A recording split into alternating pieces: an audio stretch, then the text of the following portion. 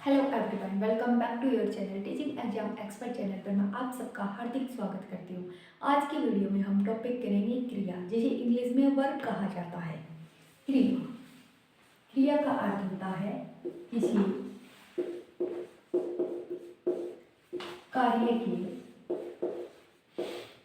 कार्य के होने का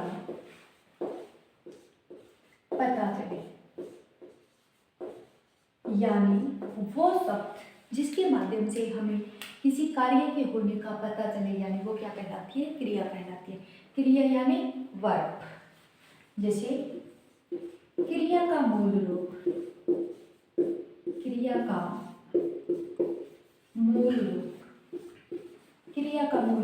है धातु। क्रिया का मूल रूप होती है धातु। अब धातु क्या होती है, क्रिया क्या होती है? देखो, जैसे उठना, बैठना, चलना, घूमना, ये सब किसके अंतर्गत आते हैं? क्रिया के अंतर्गत आते हैं। अब देखो आप धातु के प्रकार, यानी धातु के कौन कौन से प्रकार हैं। जैसे पहला अपना सरल धातु। कौन सी? सरल धातु। सरल धातु का अर्थ है जैसे सोना, खाना, पीना। आगे आती है सेकंड व्युत्पन्न धातु।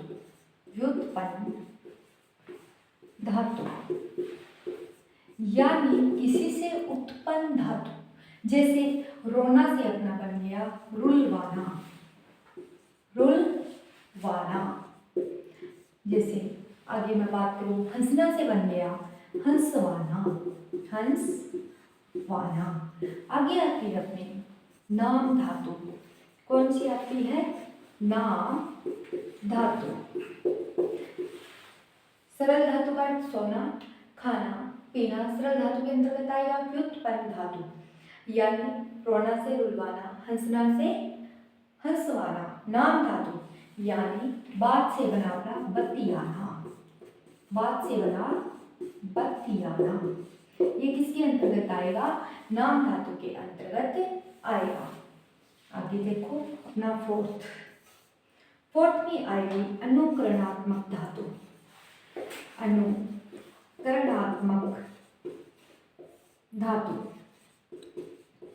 जैसे किसी चीज का बार बार अनुकरण करना, यानी अनुकरणात्मक धातु। जैसे हिनाना किसके अंतर्गत आएगा? अनुकरणात्मक धातु के अंतर्गत आएगा हिनाना। जैसे टिमटिमाना। एक बार फिर से रिपीट करती हूँ। क्रिया किसी कार्य के होने का पता चले, वे सब जिसके माध्यम से हमें किसी कार्य के होने का पता चले, वो क्या है? अपनी क्रिया है, यानी वर्ब है।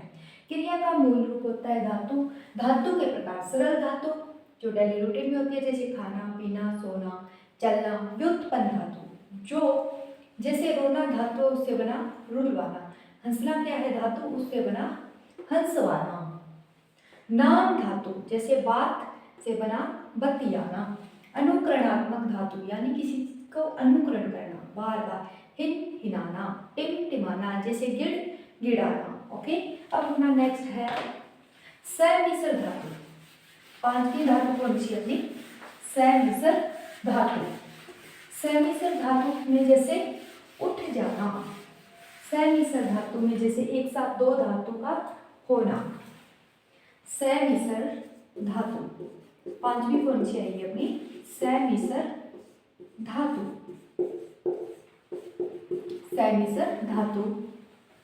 जैसे खा जाना, उठ जाना। ओके, ये सब थे अपने धातु के प्रकार। अब बात करते हैं कि क्रिया के प्रकार। किसके प्रकार? क्रिया के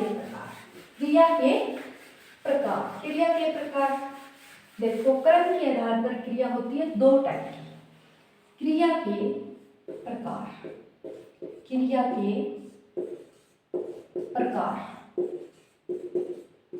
देखो आप, क्रिया के प्रकार यानी क्रम के आधार पर। किसके आधार पर? कर्म के आधार पर। एक होती है सकर्मक क्रिया,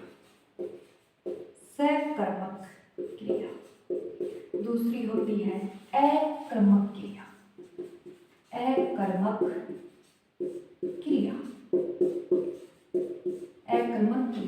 इसमें कर्म की आवश्यकता होती है, इसमें कर्म की आवश्यकता नहीं होती। क्रिया का सीधा प्रभाव कर्ता पर पड़ता है, ना कि कर्म पर, और इसमें कर्म की आवश्यकता होती है। देखो, ये क्रियाएं किसी के द्वारा की जाती है। ये क्रिया क्या होती है? किसी के द्वारा संपन्न होती है, किसी के द्वारा संपन्न होती है।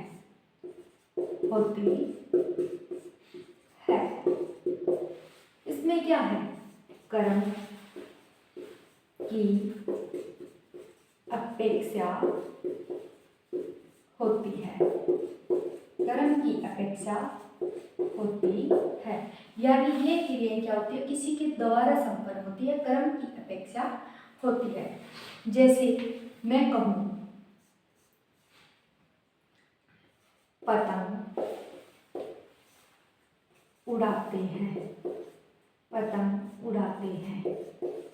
पतंग है वो ऑटोमेटिक खुद ब खुद तो नहीं उड़ती, वो किसी के द्वारा उड़ाई जाती है, तो वो किस में आएगा? सकर्मक क्रिया में आएगा। जैसे राम खाना खाता है, खाना किसी के द्वारा खाया जाता है, तो सकर्मक क्रिया में। अब बारी आती है अपनी अकर्मक क्रिया की। इसमें क्या होती है? कर्म की उपेक्षा होती है। कर्म की क्या होती है? उपेक्षा होती है, यानी क्रिया का सीधा प्रभाव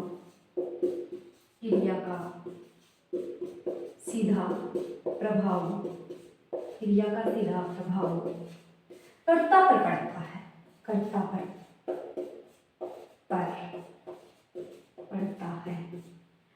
पर पड़ता है। आगे देखो, यह क्रिया प्रकृति द्वारा होती है, यानी नेचुरल होती है। ये क्रिया प्रकृति द्वारा होती है। जैसे इसमें हम बात करें कि जैसे पक्षी उड़ते हैं, पक्षी क्या है? उड़ते हैं। एग्जाम्पल, इसका उदाहरण मैं यहाँ लिखती हूँ, पक्षी उड़ते हैं। ये क्या है? नेचुरल है, यानी पक्षी उड़ते हैं, अकर्मक क्रिया के अंतर्गत आता है। ये क्या है? नेचुरल है। जैसे अकर्मक क्रिया है वो आपको समझ आ गई होगी। पक्षी उड़ते हैं, मोहन हंसता है। हंसना क्या है? नेचुरल है। सोना क्या है? नेचुरल है। तो ये सब किस में आएगा? अकर्मक क्रिया के अंतर्गत आएगा। जैसे रेखा रोती है, रोना क्या है? एक नेचुरल है। एक बार फिर से रिपीट करती हूँ, सकर्मक क्रिया किसी के द्वारा संपन्न होती है, यानी किसी के द्वारा संपन्न होती है, ह्यूमन बींग्स के द्वारा आप ले सकते हो, उसको भी संपन्न होती है। कर्म की अपेक्षा होती है, इसमें कर्म की नीड होती है, कर्म होता है। जैसे पतंग उड़ाते हैं, मोहन खाना खाते हैं, ये क्या है? किसी के द्वारा पतंग उड़ाई जाती है, सकर्मक क्रिया। जैसे मोहन खाना खाता है, रमेश पत्र लिखता है, राम पुस्तक पढ़ता है, यानी सकर्मक क्रिया। अब इसमें क्या आता है? एक चीज देखो, इसमें एक कर्ता होता है, कर्म होता है, प्लस क्या होती है? क्रिया होती है। क्रिया होती है, कर्ता भी होता है, कर्म भी होता है और क्रिया भी होती है। और अकर्मक क्रिया में क्या होता है? कर्ता होता है अकर्मक क्रिया में और क्रिया होती है, इसमें कर्म नहीं होता। एक बार फिर से रिपीट कर दो, सकर्मक क्रिया किसी के द्वारा संपन्न होती है, कर्म नहीं होता, इसमें कर्म की अपेक्षा होती है। कर्म होता है, सकर्मक क्रिया में कर्म होता है। जैसे पतंग उड़ाते हैं, रमेश पत्र लिखता है, ओके। कर्ता, कर्म, क्रिया, सकर्मक क्रिया कहता है। अकर्मक क्रिया में जैसे पक्षी उड़ते हैं, मोहन हंसता है, रेखा रोती है, कर्म की उपेक्षा होती है। इसमें कर्ता और क्रिया पे, क्रिया का सीधा प्रभाव कर्म पर न पड़कर कर्ता पर पड़ता है, और यह क्रिया प्रकृति द्वारा होती है। अब आगे देखो, सकर्मक क्रिया के दो भेद हैं।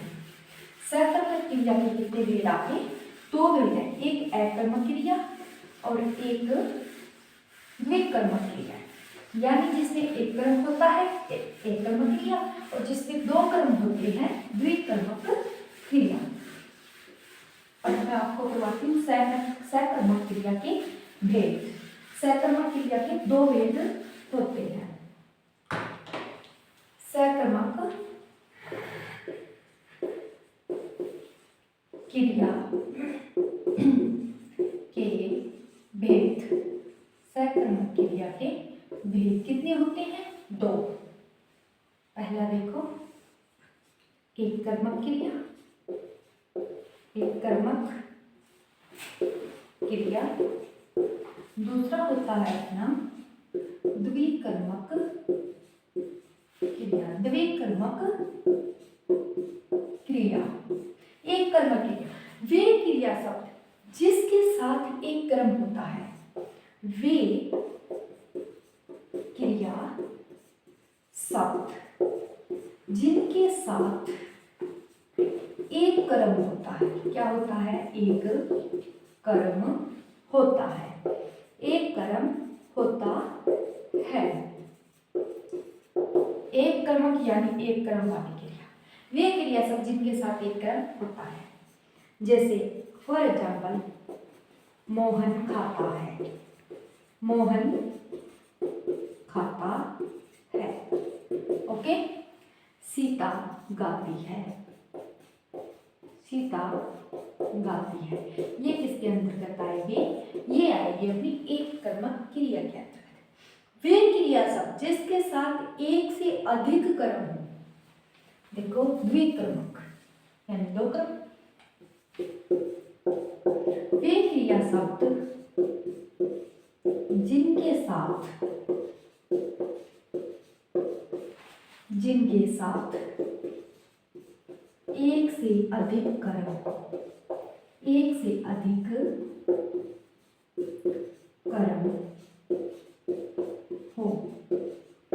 द्विकर्मक क्रिया, वे क्रिया शब्द जिनके साथ एक से अधिक कर्म हो। जैसे अध्यापक ने छात्रों को हिंदी पढ़ाया। जैसे अध्यापक ने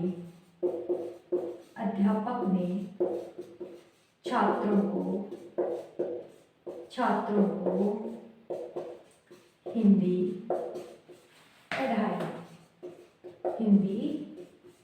पढ़ाई। अध्यापक ने छात्रों को हिंदी पढ़ाई। इसमें कितने कर्म? दो कर्म यानी द्विकर्मक। वे क्रिया शब्द जिनके साथ एक से अधिक कर्म हो। जैसे रामू ने श्याम को थप्पड़ मार दिया, यह भी द्विकर्मक क्रिया के अंतर्गत आएगा। एक बार फिर से रिपीट करती हूँ। सकर्मक क्रिया के दो भेद होते हैं, एक कर्मक क्रिया, द्विकर्मक क्रिया। एक कर्मक क्रिया वे क्रिया शब्द जिनके साथ एक ही कर्म होता है। मोहन खाता है, सीता गाती है। द्विकर्मक क्रिया वे क्रिया शब्द जिनके साथ एक से अधिक कर्म, जैसे अध्यापक ने छात्रों को हिंदी पढ़ाई। पिताजी ने बाजार से आम लाकर दिए। यह भी किसके अंतर्गत आएगा? द्विकर्मक क्रिया के अंतर्गत आएगा। आगे देखो, प्रयोग के आधार पे भेद। किसके आधार पर? प्रयोग के आधार पर क्रिया के कितने भेद होते हैं? प्रयोग के आधार पर क्रिया के 5 भेद होते हैं।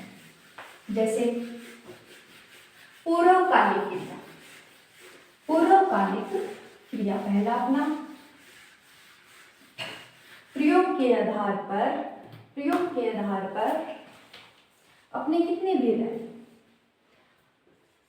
प्रयोग के आधार पर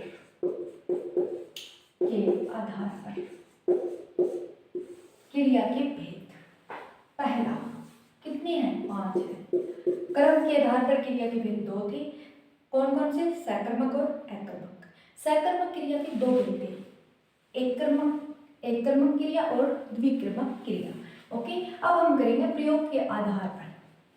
पहला है पूर्वकालिक क्रिया। पूर्वकालिक क्रिया में क्या होता है? इसमें 2 क्रियाएं एक साथ होती है। 2 क्रियाएं एक साथ होती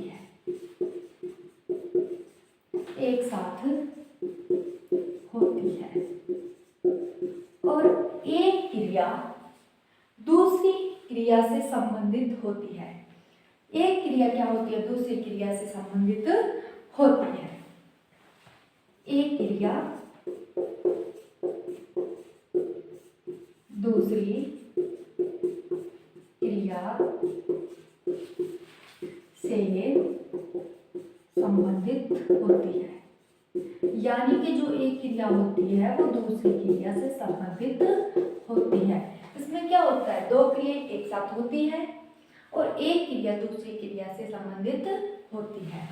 अगर इसकी हम परिभाषा जानें तो पहले के समय में होने वाली क्रिया को पूर्वकालिक क्रिया कहा जाता है। पूर्व का अर्थ होता है पहले, पूर्व का अर्थ क्या होता है, पहले, यानी पहले के समय में जो क्रिया होती है, पहले के समय में होने वाली क्रिया को, होने वाली क्रिया को क्या कहा जाता है, पूर्वकालिक क्रिया कहा जाता है।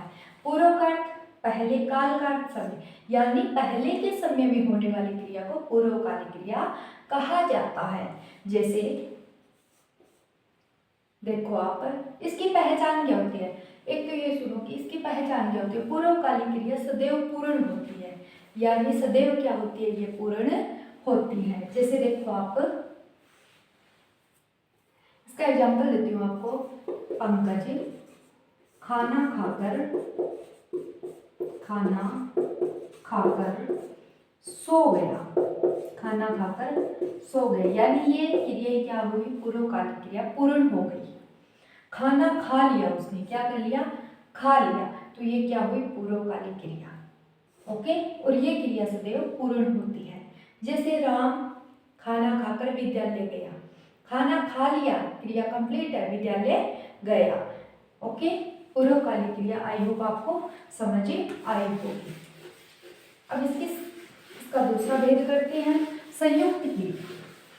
इसका दूसरा भेद क्या है, संयुक्त क्रिया। संयुक्त क्रिया दूसरा भेद, संयुक्त क्रिया। यह क्रिया क्या है, दो या दो से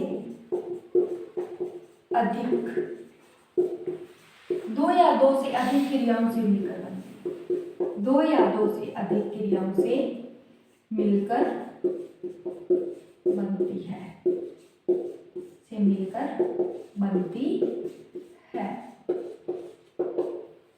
संयुक्त क्रिया क्या है, दो या दो से अधिक क्रियाओं से मिलकर बनती है। संयुक्त का अर्थ जोड़ना, यानी दो या दो से अधिक क्रियाओं से मिलकर बनती है। इसका उदाहरण देती हूँ आपको।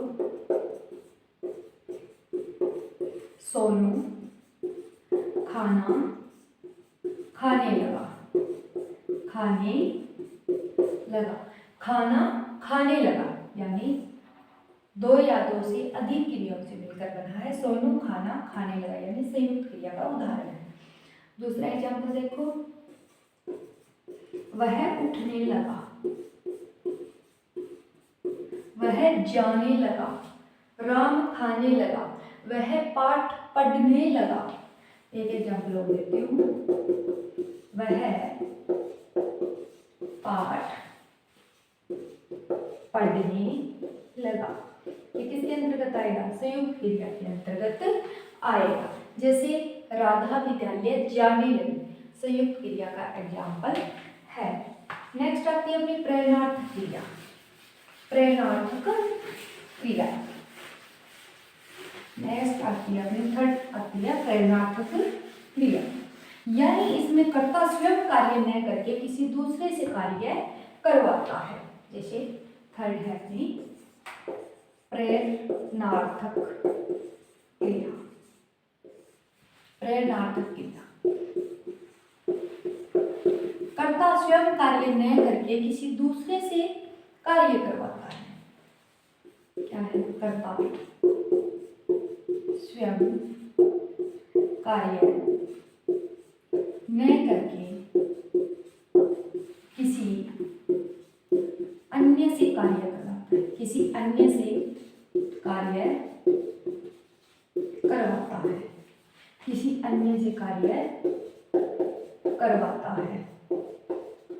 करता होता है, वो खुद कार्य न करके किसी अन्य से कार्य करवाता है। जैसे एग्जाम्पल, माँ बेटी से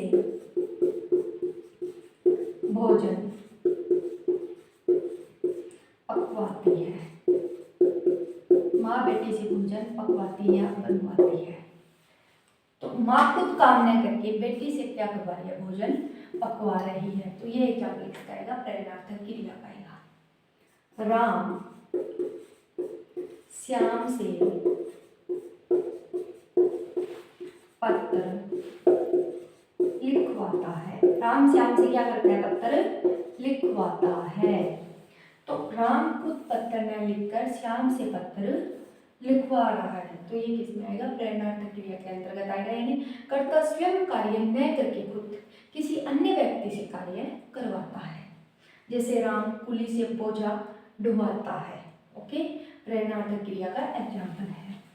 आगे अपनी आती है चौथी, तात्कालिक क्रिया।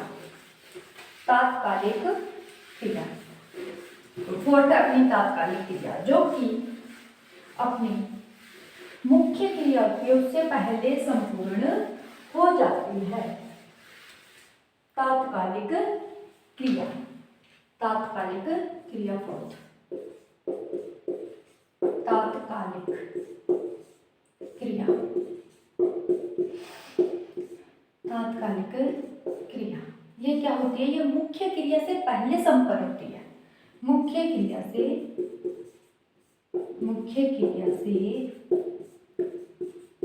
पहले संपन्न होती है। ये क्या होती है, मुख्य क्रिया से पहले संपन्न होती है।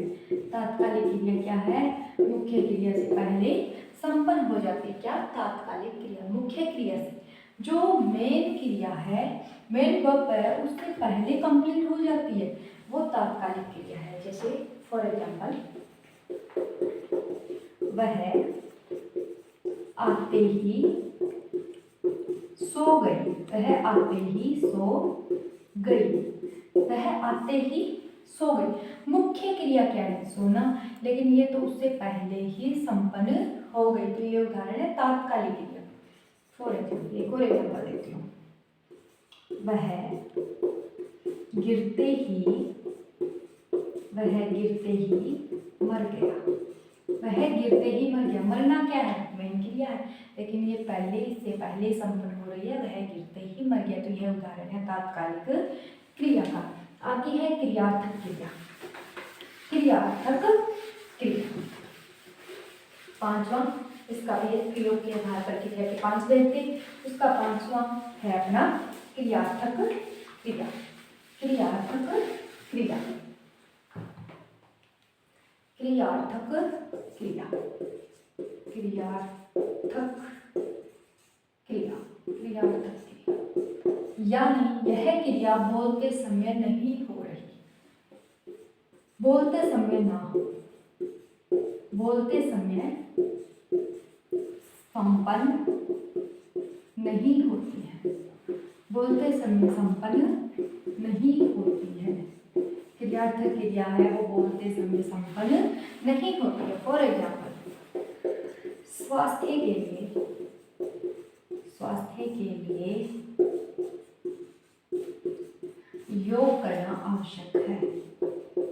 योग करना लाभदायक है या आवश्यक है, लाभदायक है। यह क्रिया है, यह जब हम बोल रहे हैं उस टाइम संपन्न नहीं होती। स्वास्थ्य के लिए योग करना लाभदायक है, ये किसके अंतर्गत आएगा, क्रियार्थक क्रिया के अंतर्गत आएगा। इस प्रकार से हमने प्रयोग के आधार पर क्रिया के 5 भेद कंप्लीट किए। आगे आता है एक समापिका और एक असमापिका। एक आता है समापिका। अब मैं आपको बताऊंगी समापिका और असमापिका के बीच में, जो कि कंपटीशन एग्जाम में पूछ लिया जाता है। समापिका, समापिका, एक होता है असमापिका, असमापिका। है समाप्त। समाप्त से अर्थ लो समाप्त। क्या अर्थ लेना है अपने को? समाप्त। वाक्य का अंत। वाक्य का अंत क्रिया के साथ होता है। क्रिया के साथ होता है। वाक्य का अंत क्या है? क्रिया के साथ होता है। जैसे एग्जांपल दूं, राम विद्यालय गया। राम विद्यालय गया। वाक्य का अंत क्या है? क्रिया के साथ है, तो ये एग्जांपल हुआ समापिका का। असमापिका वाक्य के अंत में नहीं आती। वाक्य के अंत को छोड़कर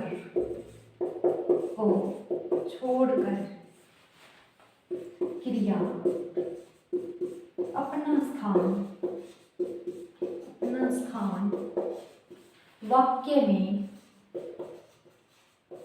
कहीं और बना लेती है। कहीं और बना लेती है। कहीं और बना लेती है। जैसे क्रिया कहाँ आएगी? इसमें क्रिया है वो वाक्य के क्रिया। असमापिका में क्रिया कहाँ आएगी? वाक्य के शुरुआत, शुरू में या बीच में। शुरू में या बीच में। और समापिका में क्रिया कहाँ आती है? वाक्य के अंत में आती है। वाक्य के अंत को छोड़कर क्रिया अपना स्थान वाक्य में कहीं और बना लेते हैं। या तो वाक्य के शुरू में आएगी या फिर वाक्य के बीच में आएगी। जैसे वह खेत में जाने को व्याकुल था। एग्जाम्पल, वह खेत में जाने को व्याकुल था। जाने को व्याकुल था। अब यह एक वाक्य है, वह खेत में जाने को व्याकुल था। जाना क्या है? क्रिया है।